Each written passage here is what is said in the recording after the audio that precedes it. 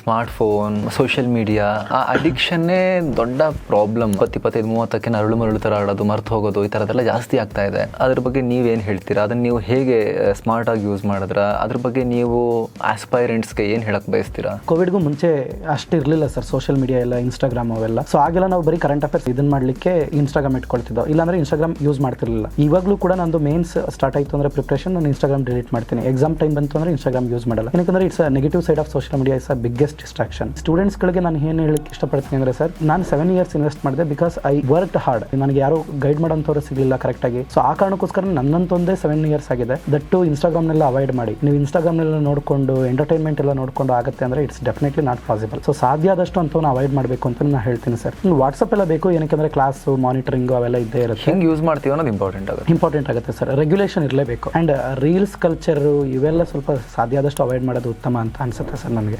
Full ವಿಡಿಯೋಗಾಗಿ related link click ಮಾಡಿ.